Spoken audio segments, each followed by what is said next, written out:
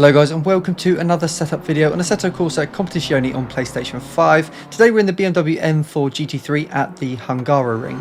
Now don't forget to subscribe to the channel so you don't miss any more videos like this in the future.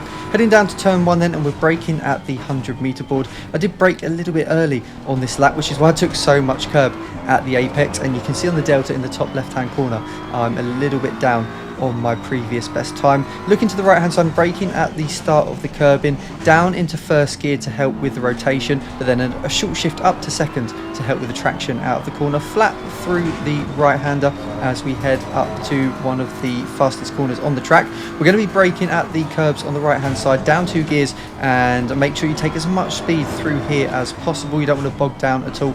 Early turning into the long right hander and try to get on the power as soon as possible. I did lose the rear a little bit there and had a bit of a wobble. Braking at the start of the curbs on the left hand side, down into first gear, take a lot of curb on the right hander, but don't take too much on the left hander because it will unsettle the car. Down into second gear for the left hander, and then be really patient on the throttle through the right hander. If you get on the throttle too early there, you will just understeer wide. Down 1 gear for the fast right corner, and you want to make sure you don't get on the power too early there because you can just understeer right off the track and invalidate the lap time. Braking at the start of the curbs on the left hand side, down into first gear, and get on the power really early here for a good exit from the corner. Braking down into first gear for the second to last corner, and it's really important to get good traction and good drive out of these final 2 turns, and try to keep it nice and close to the apex for the final corner. On the power nice and early, and the corner really opens up so you can get a good exit, and I'm going to cross the line to do a 1:42.9. So as you can see, this wasn't quite the optimal lap because I did lose about a 1/10.5 in turn 1. So the temperatures today were 17 degrees ambient and 22 degrees on track.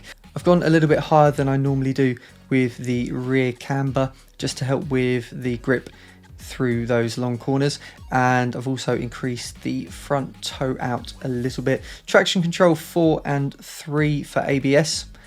Front brakes on 1 as always. 16 litres of fuel will give you 3 flying laps. The first flying lap isn't particularly quick, so the second and the third one are where the best times are going to be set. With the mechanical grip, I've tried to go for a nice balance setup. You can go a little bit faster if you set the suspension up for more rotation, but I think it will be quite detrimental to the tyres in a race situation. So we've gone for something that's maybe a little bit more understeery, but will give you a bit more balance and look after the tyres a little bit better. A lot of traction out of the exits of the slow corners, and then with the aero, maximum rear wing on the back, and then we've gone 60 on the ride height for the rear to get as much or move as much of that aero balance forward as possible. And then for today's temperatures, the brakes were on 2 and 3.